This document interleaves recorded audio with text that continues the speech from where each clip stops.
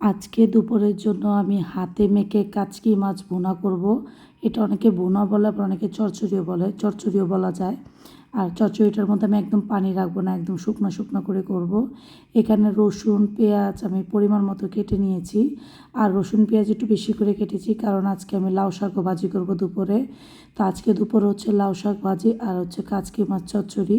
তো এখানে এই যে প্রথমে আমি কি নিয়েছি এগুলো আমি দেখাচ্ছি। মাছগুলো সব ধুয়ে রেখে দিয়েছি আর কেটে সব তরকারি আমি রেডি করে রেখে দিয়েছি যা যা প্রয়োজন। এখন এর মধ্যে আমি মশলাও আমি দিয়েছি, হলুদ মরিচ ধনিয়া জিরা সব মশলা লবণ দিয়ে এখন এটা আমি ভালোভাবে মেখে নিব। এই তো আমার মাখা কিন্তু অলমোস্ট শেষ। এখন এর মধ্যে আমি মাছ দিয়ে দিব, মাছটা দিয়ে আমি ভালোভাবে মেখে নিব। আর এর মধ্যে বলে রাখছি, কে কোথায় থেকে আমার ভিডিওটি দেখছেন অবশ্যই জানাতে ভুলবেন না।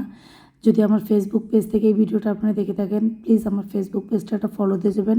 আর ইউটিউব থেকে যদি দেখে থাকেন তাহলে আমার চ্যানেলটা একটা সাবস্ক্রাইব করে দিবেন আর সাথে থাকা বেল আইকনটি ক্লিক করে দিবেন, যাতে করে আমি নতুন কোনো ভিডিও আপলোড করলে আপনাদের সাথে সাথে নোটিফিকেশন পৌঁছে যায়। তো এই যে মাছটা আমি চচ্চড়িটা বসিয়ে দিয়েছি, আর এখন হচ্ছে শাকটা আমি একটু সেদ্ধ করে নিব।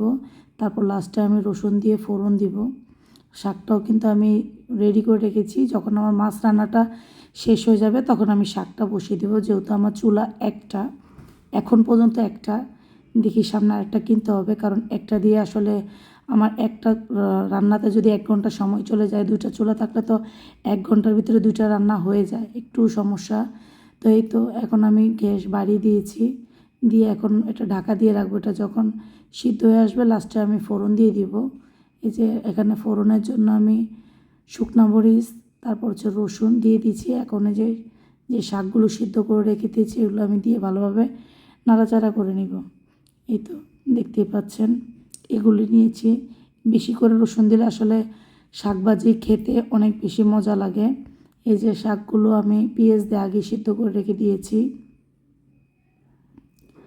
আসলে অনেকে আমার ভিডিও দেখেন, দেখে লাইক কমেন্ট করেন না, প্লিজ একটু লাইক কমেন্ট করবেন, কারণ দেখা গেছে ভিডিওর রিচ অনেক কমে গেছে। কেন যে লাইক কমেন্ট করে না জানি না, অনেকে এমনিই করে না, অনেক পরিচিত লোকে আমার দেখে সেটা আমি জানি। স্টোরির মধ্যে আমি দেখতে পারি কে কে আমার ভিডিও সিন করে। তো এই যে দুপুরে রান্না শেষ, এখন সন্ধ্যায় আমরা হচ্ছে যেদিন আমি এই রান্নাগুলো করেছি এর পরের দিনের এটা, পরের দিন হচ্ছে সন্ধ্যায় দই চিরা কলা খেয়েছি। যেহেতু রবিবার ছিল, আমি নিরামিষ খাই রবিবারে। তো এই যে এখানে দই চিরাটা একটু ভিজিয়ে রেখে দিয়েছি আর কলাটা স্লাইস করে কেটে দিয়েছি। এখানে চাইলে আপনারা অনেক ধরনের ফল ব্যবহার করতে পারবেন। আমরা আসলে মাঝে মধ্যে এই ধরনের খাবারটাও বেশি খাই। আর হচ্ছে না গুঁড়া দুধ দিয়েছি। তো আজকের ভিডিওটি এ পর্যন্তই। Thank you for watching.